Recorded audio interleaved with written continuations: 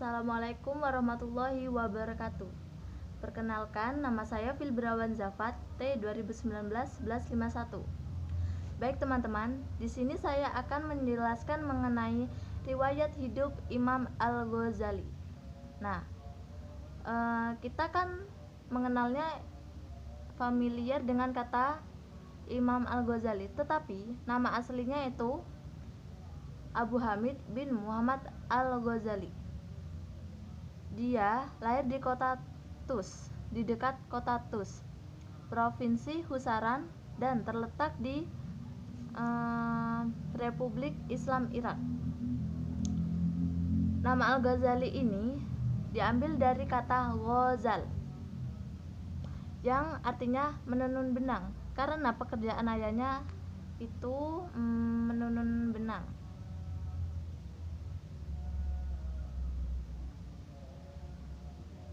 Sedangkan Ghazali itu diambil dari kata kampung kelahirannya, yaitu Ghazal. Jadi, para ulama dan orang-orang lebih kenal dengan nama Al-Ghazali karena diambil dari kata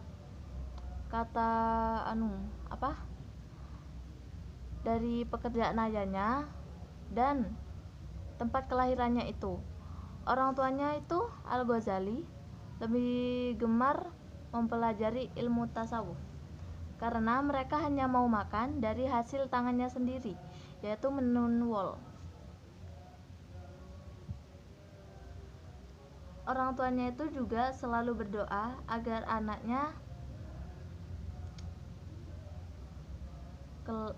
kelak menjadi orang yang disayangkan ajarannya.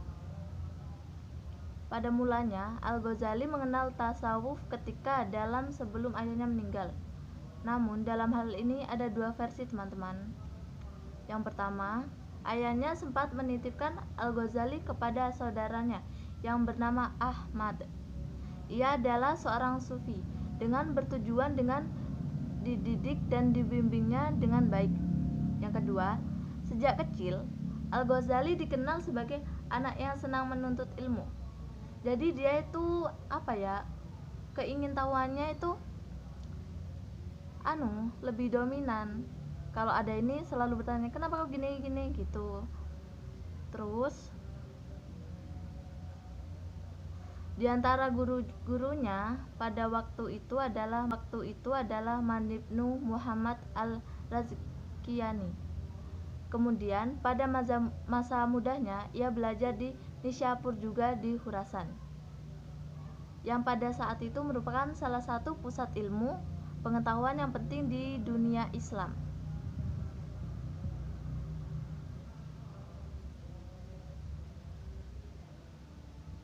Kemudian dia menjadi murid Imam Nisfirnishahyapura.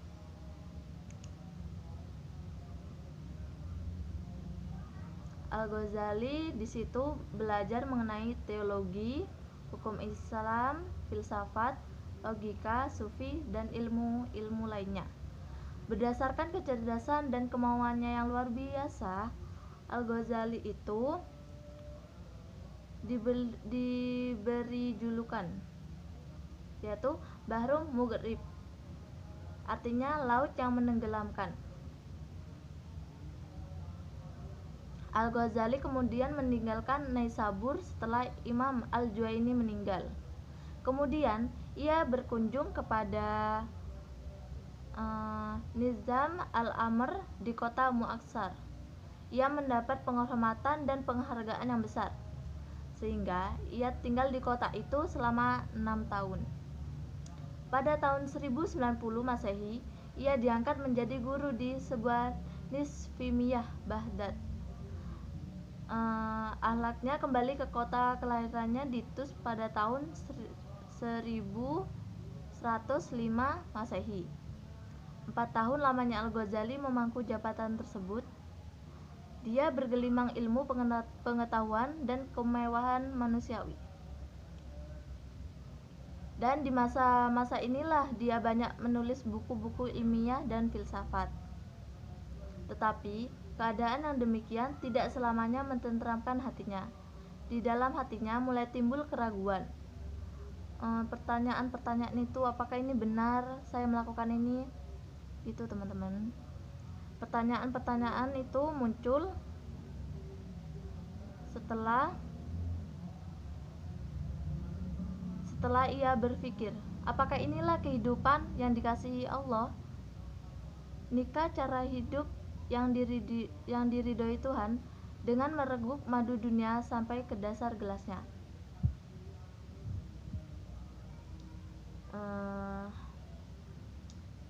Bermacam-macam pertanyaan timbul dari hatinya. Keraguan terhadap daya serap indera dan olahan akal benar-benar menyelimuti dirinya, dan akhirnya dia menyingkir dari kursi kebesaran ilmiah di Baghdad menuju Mekah, kemudian di Damaskus, dan tinggal di sana untuk beribadah. Saya Meli Amalina Santoso, NIM T2019-1177. Di sini saya akan menjelaskan tentang karya-karya Imam Al-Ghazali. Karya-karya tulisnya meliputi disiplin ilmu, pengetahuan. Berikut beberapa warisan karya yang paling besar pengaruhnya terhadap pemikiran umat Islam. Pertama, Maqfisatul Al-Filsafah, tujuan-tujuan para filosof. Karangan pertama yang berisi masalah-masalah filsafat. Yang kedua, Tahfitut Al-Falsifah, kekacauan pikiran para filosof, yang dikarang ketika jiwanya dilanda keraguan-keraguan di Baghdad, dan Al-Ghazali mengecam filsafat para filosof dengan keras. Yang ketiga, Mi'sir Ilm, kriteria ilmu-ilmu. 4. Ihya Ulumuddin, menghidupkan kembali ilmu-ilmu agama, merupakan karya terbesarnya selama beberapa tahun dalam keadaan berpindah-pindah antara fikih, tasawuf, dan filsafat. Yang kelima, Al-Munqidh min Al-Fil, penyelamat dari kesatuan, merupakan sejarah perkembangan dalam pikiran Al-Ghazali dan merefleksikan sikapnya terhadap beberapa macam ilmu serta jalan mencapai tujuan. Yang keenam, Al-Malirif Al-Aqliyah, pengetahuan yang rasional. Yang ketujuh, Miskat Al-Anwar, lampu yang bersinar banyak, pembahasan alaq tasawuf. Yang kedelapan, Minhaj Abidin, mengabdikan diri pada Tuhan, beriman kepada Allah, semua ibadahnya dan amalannya hanya untuk Tuhan. Karena itu, cara untuk mendekatkan dirinya dengan Sang Khalik. 9. Al-Iqtisad fi Al-Iqtiqad, moderasi dalam akidah, mengikuti ajaran dalam agama dan kepercayaan mereka. Yang ke-10, Ayyuha al-walad, wahai anak, mengajarkan tentang seorang anak dalam akhlak Islam. Yang ke-11, Al-Mustasyifa, yang terpilih, orang yang terpilih dalam organisasi dalam Islam. 12. Ijam di Awam'an Al-Falam, tentang perkataan Tuhan kepada manusia. Yang terakhir, Mizan Al-Amal, timbangan amal, tentang akhlak amal seseorang. Sekian dari saya, terima kasih. Wassalamualaikum warahmatullahi wabarakatuh. Timbangan amal, tentang akhlak amal seseorang. Saya akan melanjutkan tentang karya-karya Imam Al-Ghazali. Pada masa Al-Ghazali hidup ditinjau dari kondisi politik di dunia Islam bagian timur. Secara eksistensi, dinasti Abbasiyah di Baghdad masih diakui, tetapi secara de facto kekuasaan efektifnya berada di tangan para sultan yang membawahi wilayah tersebut dengan beberapa daerah kesultanan yang independen. Dinasti Saljuk yang didirikan oleh Sultan Tugril Beg sempat berkuasa di daerah kekuasaan Troy, Irak, Persia, daerah lain sekitarnya selama 90 tahun lebih, di antara tahun 429 sampai 522 Hijriah. Kota Baghdad dikuasainya pada tahun 1055 Masehi, 3 tahun sebelum Al-Ghazali lahir. Dinasti Saljuk mulai mencapai puncak kejayaan pada masa pemerintahan Sultan Arsalan dan Sultan Malikiyah. Dengan wazinya yang terkenal dengan bernama Nizam al-Mulk. Setelah itu, dinasti Seljuk mengalami kemunduran akibat dari gerakan politik bawah tanah yang berbaur agama, yaitu gerakan Batiniyah. Pada masa Al-Ghazali, hidup bukan hanya disintegrasi dalam bidang politik umat Islam yang terjadi, juga dalam bidang sosial keagamaan. Umat Islam terpilah-pilah beberapa golongan, yaitu mazhab fikih dan aliran teologi, dan masing-masing dengan tokohnya, yang dengan sadar menanamkan fanatisme dalam golongan tersebut. Hal ini juga dilakukan oleh penguasa dengan semena-mena yang menanamkan paham tertentu kepada rakyatnya. Konflik sosial yang terjadi di kalangan umat Islam pada masa Al-Ghazali sebenarnya merupakan warisan masa lalu yang terus berlanjut dengan abad-abad selanjutnya. Karena memang di antara para intelektual tidak ada kesamaan pandangan mestinya. Paling tidak mereka saling memaksakan kehendak atau paham tertentu kepada masyarakat lainnya. Sebab dengan adanya pemasaran seperti itu, perbedaan pendapat di kalangan masyarakat semakin ranting dan benih-benih perpecahan semakin tumbuh. Memang diakui bahwa para penguasa pada waktu itu sangat menjunjung tinggi ilmu pengetahuan. Oleh karena itu, ulama sangat berlomba-lomba dalam mencari ilmu pengetahuan. Sayangnya tujuan mereka bukan hanya untuk mencari pengetahuan, tetapi juga mendapatkan simpati dari penguasa yang selalu memantau kemajuan mereka guna direktur untuk jabatan-jabatan intelektual yang menggiurkan. Dalam hal besar sekali peranan wazir dinasti Seljuk, yaitu Nizam al-Mulk, yang sampai berani mengeluarkan 600 dinar emas dari pembendaharaan negara selama setahun guna kepentingan pengembangan ilmu pengetahuan yang berpusat di madrasah-madrasah yang telah didirikannya. Anggaran dana sebesar itu digunakan untuk memberi beasiswa pada para pelajar dan gaji guru-gurunya. Pemikiran pendidikan Imam Al-Ghazali. Al-Ghazali merupakan seorang pemikir pendidikan yang andal. Pemikirannya tentang pendidikan terangkum dalam kitab-kitabnya, yaitu Ihya Ulumuddin dan Ayyuhal Walad. Pemikiran Al-Ghazali dalam bidang pendidikan mencakup berbagai aspek pendidikan, di antaranya tujuan pendidikan, kurikulum pendidikan, metode pendidikan, etika guru, dan etika murid. Al-Ghazali memiliki pandangan yang berbeda dengan kebanyakan ahli filsafat pendidikan Islam pada masa klasik mengenai tujuan pendidikan. Ia menyatakan bahwa tujuan pendidikan ialah mengarah pada realisasi tujuan keagamaan dan akhlak, yaitu pendidikan mesti dilakukan agar murid mampu meraih kebahagiaan sejati di dalam akhirat dan mendekatkan diri kepada Allah Subhanahu wa ta'ala. Sekian dari saya. Assalamualaikum warahmatullahi wabarakatuh. Untuk jabatan-jabatan intelektual yang menggiurkan.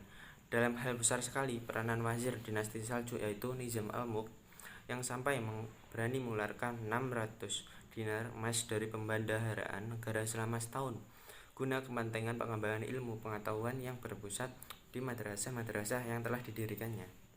Anggaran dana sebesar itu digunakan untuk memberi beasiswa pada para pelajar dan gaji guru-gurunya. Pemikiran pendidikan Imam Al-Ghazali. Al-Ghazali merupakan seorang pemikir pendidikan yang andal. Pemikirannya tentang pendidikan terangkum dalam kitab-kitabnya, yaitu Ihya Ulumuddin dan Ayyuhal Walad. Pemikiran Al-Ghazali dalam bidang pendidikan mencakup berbagai aspek pendidikan, di antaranya tujuan pendidikan, kurikulum pendidikan, metode pendidikan, etika guru, dan etika murid. Al-Ghazali memiliki pandangan yang berbeda dengan kebanyakan ahli filsafat pendidikan Islam pada masa klasik mengenai tujuan pendidikan. Ia menyatakan bahwa tujuan pendidikan ialah mengarah pada realisasi tujuan keagamaan dan akhlak, yaitu pendidikan mesti dilakukan agar murid mampu meraih kebahagiaan sejati di dalam akhirat dan mendekatkan diri kepada Allah. Assalamualaikum warahmatullahi wabarakatuh. Saya Lailatul Qomariah. Di sini saya akan melanjutkan tentang pemikiran pendidikan Islam menurut Imam Ghazali. Secara umum, pendidikan Islam punya corak yang khusus. Pendidikan Islam tentunya berbeda dengan pendidikan Barat. Pendidikan Islam selalu terilhami oleh agama dan etika yang terlihat kentara pada sasaran-sasaran pendidikan. Tetapi pendidikan Islam sesungguhnya tidak mengabaikan persoalan keduniaan. Dan pendapat Al-Ghazali tentang pendidikan tentunya dengan tren-tren agama dan etika. Dalam merumuskan tujuan pendidikan Islam, Al-Ghazali tidak lupa masalah-masalah duniawi. Ia justru memberi ruang yang terbuka bagi perkembangan aspek-aspek keduniawian.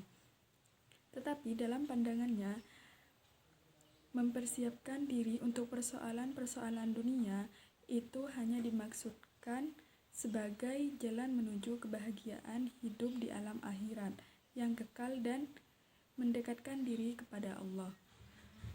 Dengan demikian, apabila kita mencermati secara sama pendapat Al-Ghazali mengenai tujuan pendidikan, maka jelaslah bagi kita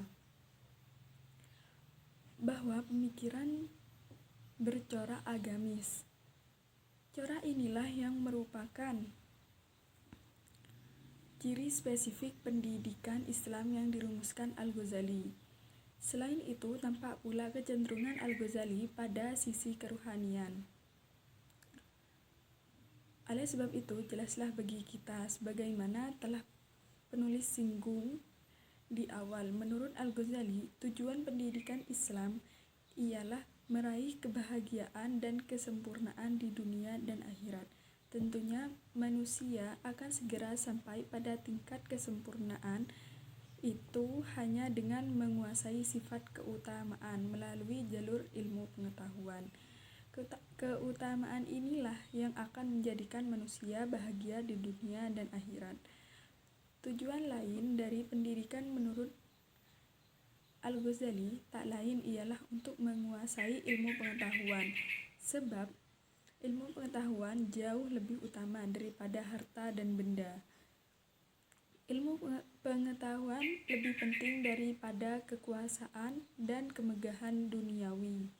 Menguasai ilmu pengetahuan jauh lebih tinggi nilainya dan lebih lezat kenikmatannya daripada segala sesuatu yang didapatkan oleh manusia berupa kenikmatan dunia. Dapat disimpulkan dua hal pokok. Pertama, tujuan pendidikan yang dirumuskan Al-Ghazali ialah untuk meraih kesempurnaan insani atau kamil yang bermuara pada kebahagiaan sejati di dunia dan akhirat. Kedua, tujuan pendidikan yang digagas oleh Al-Ghazali ialah untuk menguasai ilmu pengetahuan sebagai bekal untuk mendekatkan diri atau taqarrub kepada Allah Subhanahu wa taala. Sesungguhnya kedua tujuan pendidikan tersebut tidaklah dapat dipisahkan.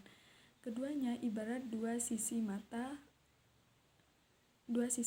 uang yang saling berkaitan, sebab untuk meraih kesempurnaan insani, kita tentunya dituntut untuk menguasai ilmu pengetahuan, atau dengan kata lain, ilmu pengetahuan merupakan jalan terbaik untuk mendekatkan diri beribadah kepada Allah Subhanahu wa taala, sehingga dia dapat melimpahkan kebahagiaan dunia dan akhirat kepada kita. Sekian dari kami, kurang lebihnya mohon maaf. Wassalamualaikum warahmatullahi wabarakatuh.